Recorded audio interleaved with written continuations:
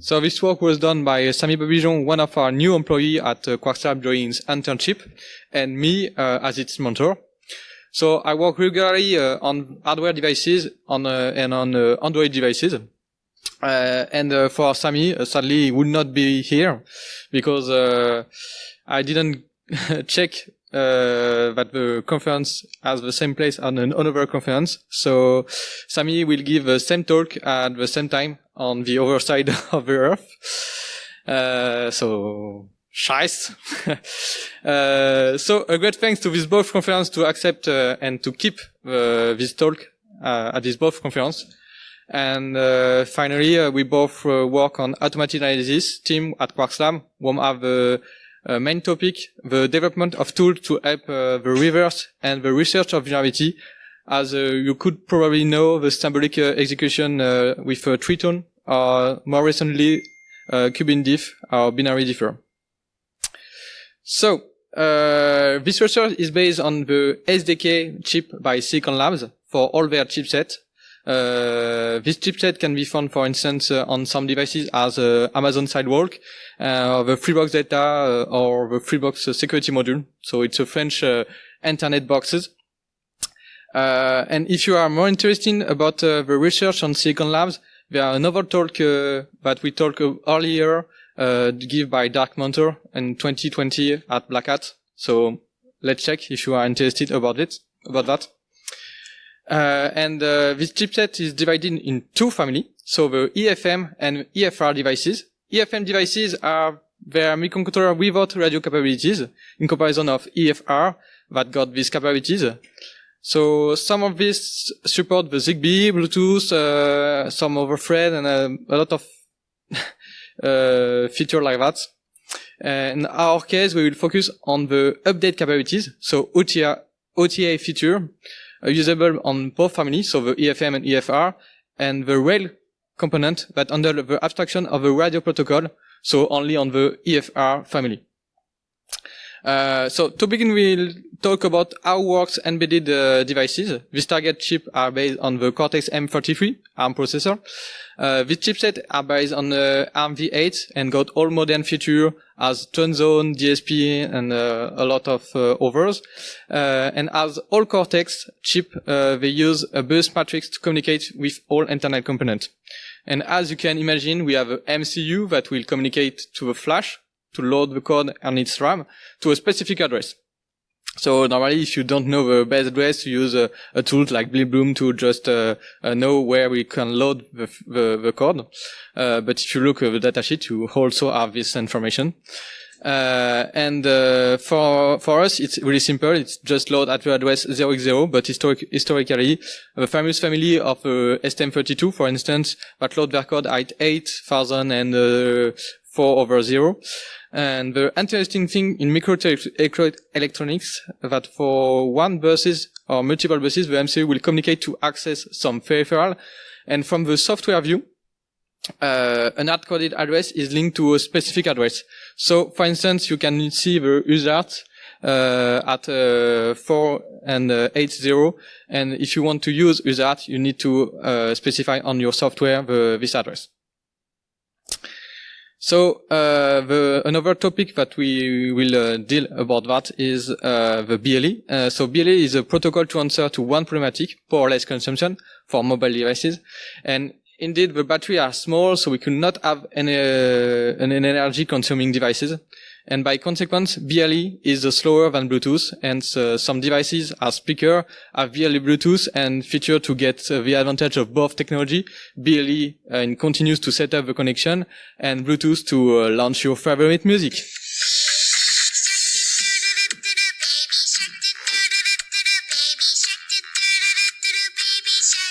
So now I'm sure you have all this song in your head. We can continue this talk that's really cool. So if we focus on the stack protocol, we can see this protocol in two parts, the controller and the host. In fact, when you use BLE, this both part is not always on the same devices. In what happens when you use a BLE dongle on your computer, for instance.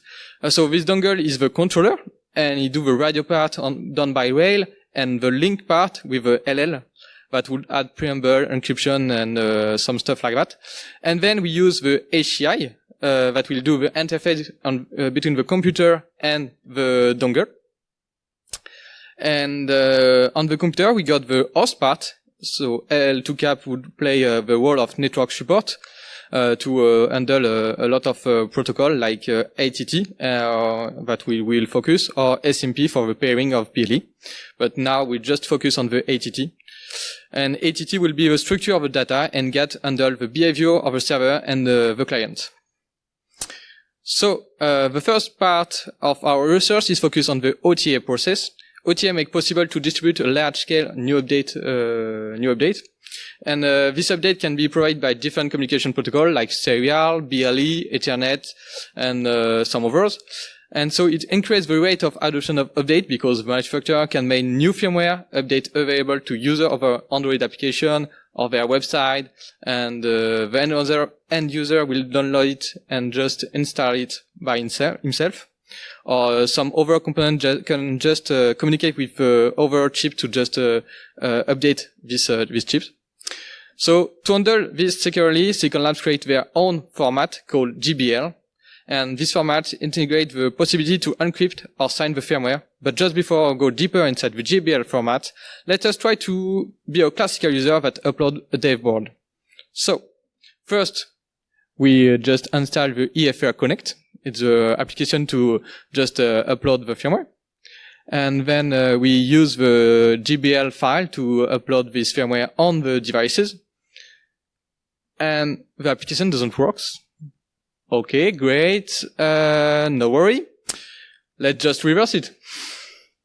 So, the chip will expose an additional services that will have two characteristics, the OTA data in blue and OTI control in green, much like FTP. And by default, the chip is running on the main application and wait for a signal to be sent at the control characteristic. When it receives a 0 on the control characteristic, it will reset in data firmware upgrade, so the DFU mode. And once in this mode, it will do nothing, expecting waiting another 0. And once a 0 is received, it go what we call update mode, where we can send your GBL file in chunk to the data characteristic. And when the GBL file is sent, the value 3 has been returned on the control characteristic to indicate the end of the update. After that, the chip will reboot. The secure boot will check your update file, and if it's correct, it uses it to update. Sadly, this application, as you can see just before, it's written in with arbitrary sleep, and between each step, why it doesn't work really well. And that's why we just redevelop it with our little Python script. And hopefully, as you can imagine, this implementation is not really used in the wild, because it's just a demo provided by Silicon Labs. Let's use it to pass in DFU mode by remote authentication solution would not be really comfortable, and let possibility to just DOS these devices. So it's just a demo file, is not a demo process is not really used. So let's see how this update file are structured. So the GBL file format is composed to a list of tags. Each tag is made of a type, a magic byte that identifies it, a length for the following data, and the data. Some of these tags are optional, some are mandatory, and some can occur multiple times. It depends on the type of the tag, just like you can see on the legend. So every GBL file starts with a header tag, and when it may be followed by one of the blue tags. For example, if your encryption is enabled or enforced, you need to add encryption in its tag. And if you do the rest of the file, you need to be encrypted. So you can also add an application tag or a secure element tag, and then you can add any number of green tags that will contain the code of a firmware. So if you enable the encryption, you must, of course, not use the program data, but the encrypted data. And finally, you can add a certificate or a signature to end your file with an end tag and transition. So for the transition, we can just now focus on the parsing part. So for the parsing part, the parser is implemented as a state machine. It starts with an initial state. It's a wrong initial state. And when it receives a valid header file, it will pass and it go in idle mode. And in this mode, it will pass any tag as long as it's valid, and it comes on right order. So for instance, the bootloader and the bootloader data, and then go in the idle mode. If any of this condition is not met, it will go in error state and stay in this mode forever. When all the tags are passed, including the end tag, the parser go in the ending state, and when it performs some verification, so the secure boot will check if it's everything is correct, and will begin to do the update. So as you probably know, the parsing is always a weakness part, and so we decide to analyze this part. So often when we talk about parsing, an easy way to find some vulnerabilities, we think about fuzzing. So moreover, when there are a lot of fuzzing experts at Quarsam, so we focus on this technique, and it's mainly a cool way to learn the fuzzing for my intern. Now, what do we need to fuzz? We first need to be able to run ARM code on our computer. So we need some emulation, and we also need to generate some interesting input. So for that, we create a custom mutator. And last but not least, we need a fuzzer. So we choose IFL++. So let's talking about fuzzer and how works a fuzzer. So this is an overview of a fuzzing process. You start by investigating in the code to find entry point that you want to test.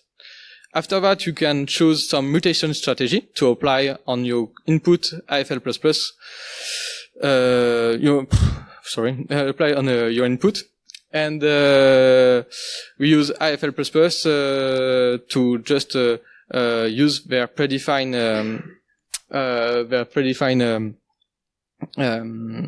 input to just mutate our input.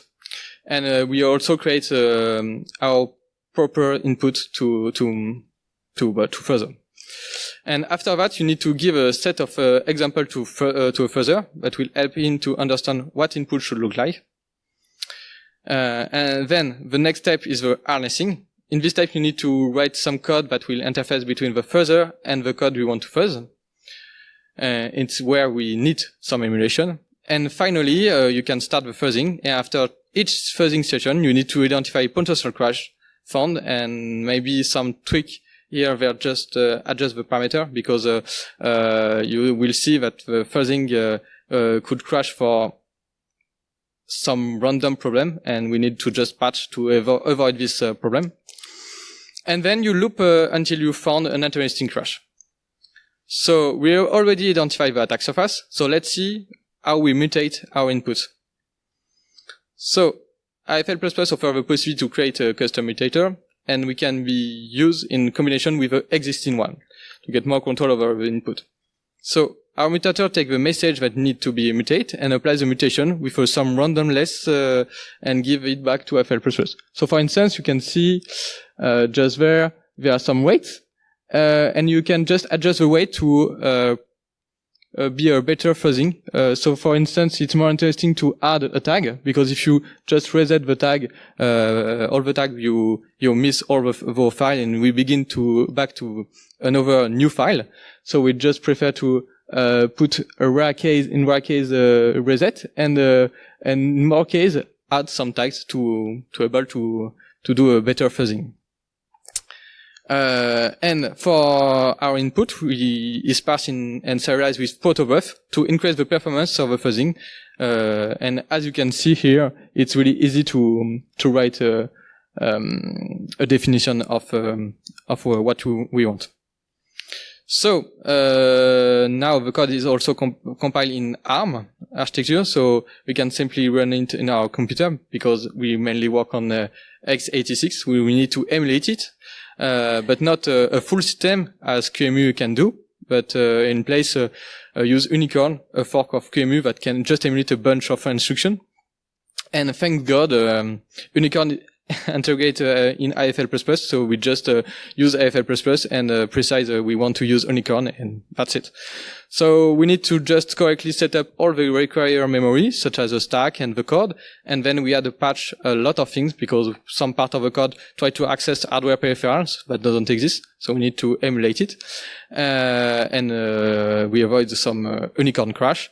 And then also we replace some snippet of Python code that will be more quicker that we use to emulate it. So for instance, main copy was more speed up if we emulate the Python code than we just run the current code. So now our harness is ready. Let's start to fuzz. So we ran our fuzzer for a total of 10 hours and we found 4 crash. So the two first one are just some error we made on the harness, and so it's not really interesting. The third one was just unreproducible on real devices, so we think it's just a crash because we don't initialize something before the emulation. However, the last crash seemed to be promising. So, in fact, the bug allows us to discover a buffer overflow, and as you can in the function parser application function, and you can see in red a buffer that is located on the stack. So really interesting, and the size of the buffer is controlling using the macro GBL parser buffer size.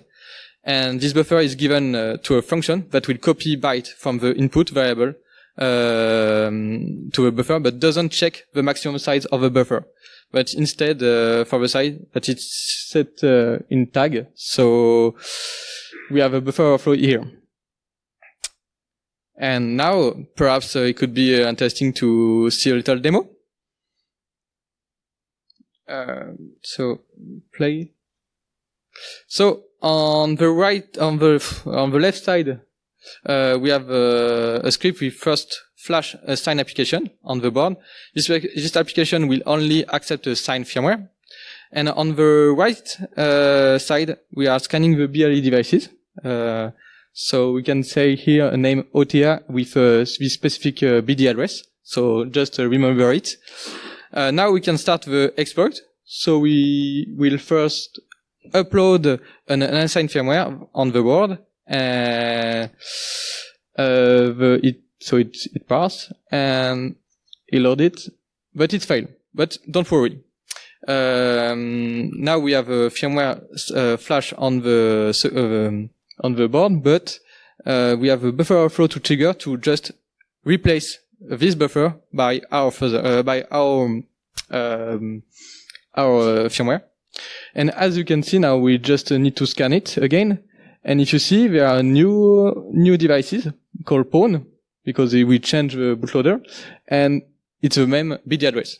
So we just replace the firmware.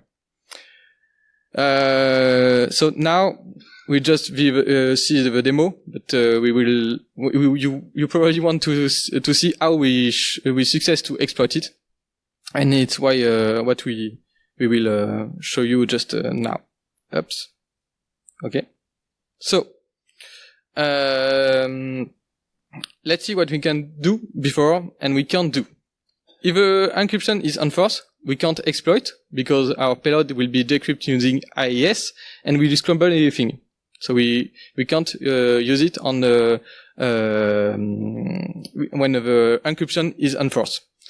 But and also we are limiting the size of a BLE packet because the packet in BLE can be more than 255 bytes.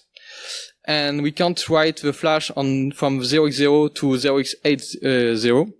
Otherwise, we break the devices. So what we can do now, we can still erase the page to 0x80 without crashing the devices. And luckily for us, it's where the main function is located. So if we send any firmware, it will remain on the flash even it's invalid, as the flash is not wiped after the OTR. It's one problem, but we can use it for attack it. And so now we want to trigger the OTR. So just we trigger the OTR and we send a bunch of NOP operation because we would like to put it on the 0xA0, but we don't know exactly where will be the main. So we put a lot of NOP to avoid this problem. Then we put an absolute call to the function main, but not the main of the existing bootloader, but our bootloader. It doesn't exist yet. So now we just send a bootloader we want to run. So he has to be compiled in a specific way, but it's really easy to do. And finally, we send our shellcode. So we will explain what this shellcode will do. So the first OTR ends with an error, and the chip writes some byte to avoid the reflashing of this firmware. So it just puts a 0xFFFF there, just there. And then we just trigger again the OTR, but this time with a buffer overflow to redirect the code execution to the shellcode. And the shellcode will then erase the page 0xA0 and copy the NOP. Oops. Yes, just there. So we copy the NOP in place of the main function, and put our main to just execute our bootloader. So now we have the end of the bootloader we want to run, and the secure boot was only verified during the OTR processes and not the running processes. So it didn't verify the integrity of the internal flash, and so now we bypass the secure boot. So it's how we pawn the board, and now let's see the impact of this vulnerability. So this vulnerability impacts the existing devices made by Silicon Labs and all family EFM and EFR, so it's really large. And if you see some of these devices and you see vulnerability, please correct it or say to the your client or customer the correction. So now let's talk about the second part of our research, vulnerability research on Rail. Some mistake. Well, okay, no worry. As I say, Rail is the library responsible for the radio part in Silicon Labs. It handles a low-level operation for the programmers, but unlike the rest of the code, it's closed source and obfuscated. So why do you want to search vulnerability inside Rail? Well, it's present on all devices, so all devices on EFR, and there are no alternative alternative because it's just obfuscating and not documenting. You need to use this Rail part. And if we found vulnerabilities on this layer, we will bypass any mitigation on the above layer. So how can we search the vulnerability? We can do both by static analysis and with some reverse engineering and some dynamic analysis using a debugger. So for the static analysis, this is a sample of code from the library as you get it in from Guidewire decompiler. And as you can see, it's very hard to understand anything. Even making the difference between the function and the variable, it's really hard. On the top of that, this chip is using an undocumented peripheral. When you see the documentation, you have just 1,000 bytes reserved for the radio part, but you don't know what you do inside the radio part. And if we're using some information on the internet and also some hidden feature on IDE by Silicon Labs, we create a Guidewire loader that maps some of the peripheral, and this helps really understanding the purpose of this function. So we can see this part just used for radio controller, so it's really easier to understand now. But just one function, it's difficult to understand. but you have all the function, it's really better. So after a lot of reverse engineering, you end up with this, is more clear. This is an overview of the architecture we were able to identify. It starts with a public API, just up here, the zone here. And this part of the public API is just available on the header file, so you can just use it normally. But under the hood, this function set up a bunch of hardware peripheral and some callback and set up the main event loop that process. So it's just used by the railint function that do all these things. And some of the radio peripheral, such as a buffer and radio controller, have dedicated hierarchy handler that are called whenever a packet is received or data processed. Just there. So all your data you receive, it's on the RAM buffer. And the event callback is the heart of Rail. This function is called periodically to process any available data. And this function manipulates packet data from synchronized queue that can be used by higher layer to send and receive packets. So now we have a better understanding of the Rail architecture. We can move on the dynamic analysis. So what do we need to for this part? We need to be able to send a packet and check if the chip is correctly unlink them. We can try to test some corner case, and we need also to attach a debugger to chip to trace the instruction and look the internal state of the library. So first problem. If we send a malformed packet from your computer, you probably see that the hardware limitation avoid it. So most of the time, driver will just simply refuse to send arbitrary packet. And as discussed previously, some callback of a radio are called multiple times per second, and attaching a debugger prevent most of the device to connect the chip because you are too slow. But there is hope. We can use for the corner case an awesome tool called WAD. So WAD is a framework designed by Damien Coquille and Romain Kerr. And this tool provides an hardware abstraction for wireless hacking devices. And basically you can write a script to perform attacks like hijacking, sniffing, jamming, and a lot of some others, but not fully ready.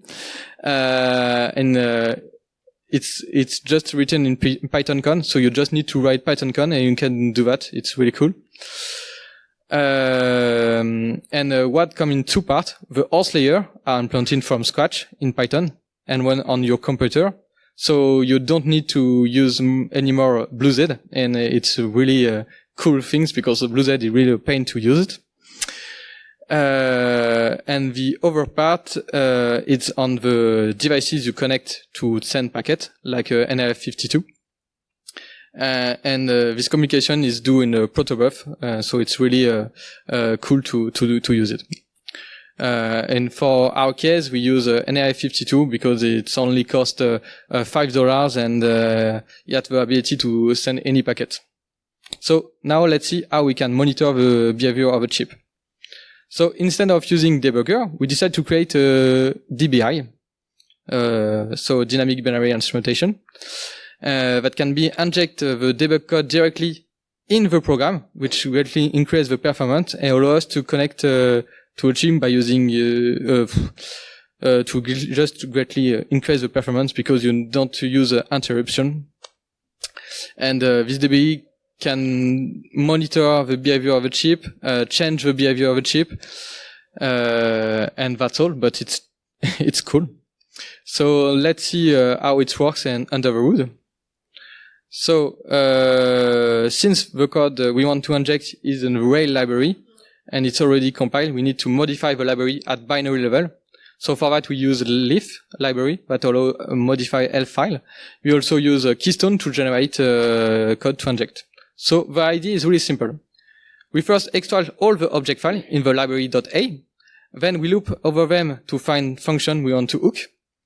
When we found the function we want to modify by inserting we are inserting a stub on the library, And finally, we repack the object file in the library and compile it, and recompile it. So on the right, you have an example with oops, sorry. Yes. So on the right, you have an example with a basic function foo that call an external function put with I as argument, and this function is located in a section of a L file called .text. And another piece of information is also add it's a relocation just here to use put, because put it's an external function, and so an external symbol we need to load during the leaking part of the code. So we start by making some space for the code we need to inject. Then we adjust the existing relocation to point the new code location. And now we can just inject our DBI code. This code save the current context, call an external function called DBI_hook, and restore back the context, and then just continue the execution of the function. So after, we just need also to add a relocation for the external function DBI_hook. And this way we can just code our DBI hook in C code, and in less, for my opinion, it's easier. And that's pretty much it. So now let's see the DBI in action. Oops. Okay, so in this video we decide to hook a function _write AX data and print its parameter. So it's all the data the BLE receive. So first of all, you already see it, but it's too quickly. So here we just scan the devices, and when you found your devices, so just there, you can just connect to the devices. So you see a bunch of bytes you receive. It's the byte of the data just to discover the different characteristic. And then we want just to read this characteristic. So if you read this characteristic, you can see directly the result on the DBI. Pretty cool, right? So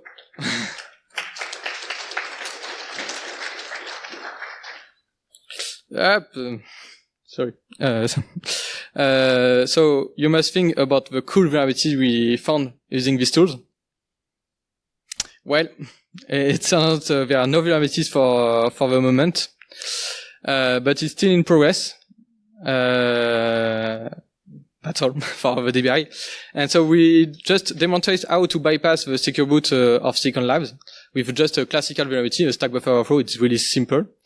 So it seems that some vulnerabilities don't die. And I can just encourage you to find this bug.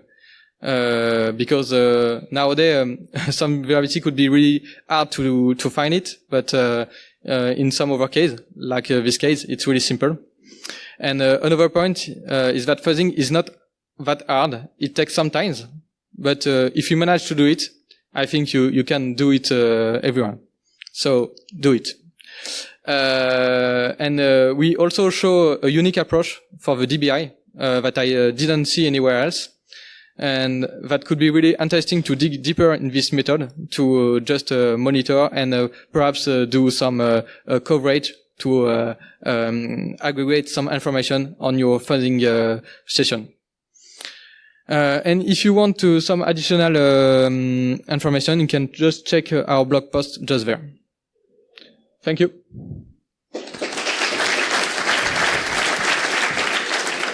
All right. Thanks, Benoît. We have some time for questions. And we have some questions. Thanks. Great talk. Have you been able to verify in some maybe real devices whether this first write to characteristic, this 00 that triggers DFU reboot, is it unprotected, or maybe in some devices it requires some authentication on application level or on link layer encryption? Yes, some characteristics need to be authenticated, but for the OTI process is just not authenticated. So, two questions. Yes. The first is, if I understood your description correctly, you were able to bypass the secure update, but then the device itself doesn't do any sort of signature checking at boot time after that, correct? It didn't check at the boot time the signature. It just checked during the OTI update. Right. So it'd be more accurate to say that you've defeated secure update on this, not secure boot, because there is no secure boot, like architecturally on the thing. Yes, but Silicon Labs call this secure boot, so we call it secure boot. Okay. And it's in trust zone, so. And then on your slide where you showed the actual like overwriting and placement of the components onto the flash chip, I wasn't, can you go to that slide for a second? Yes, of course. I wasn't clear whether it was like intrinsic to the OTA protocol that like they just let you put whatever contents you want wherever on flash, or whether you were using the vulnerability each time to place the NOPs and the unsigned bootloader, etc. Can you just repeat the end? So is the OTA protocol, does it allow you to select where you want to place each of the components on the flash and then you use the exploit, or were you using the exploit in order to place the components on flash? No, we can't choose. The upload is just always put at the 0x80 for 8000, and then all the firmware is there. And we use the shellcode to just replace it on the main application, but we can't choose where we want to upload the firmware. Thank you. Do you have any other questions in the audience? All right, coming to you.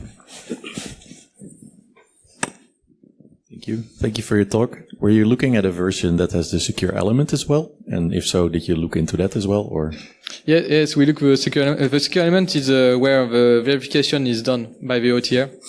So with the shellcode, you just can replace it. So we don't then have. You have control over the secure element as well, or just the other CPU? No, it's on the main the same CPU, MCU. So you didn't look at the secure element then, or? We check the secure element, but we don't need to just bypass. So we just look how it update the how we authenticated the firmware, and we just emulate some bunch of characteristics you need. But after we don't. You don't care about the secure more. element anymore then afterwards. Okay. All right, so another question from the center. Hi. Did you find the GLB or GBL specification, like what was it given to you by the vendor, or did you reverse it from the parsing? Okay, so the full format is given, but there are some specifications that not really specify on the format. But if you just look the datasheet, you have 88% of the format, so you don't need to reverse it. But the parsing, you need to reverse it.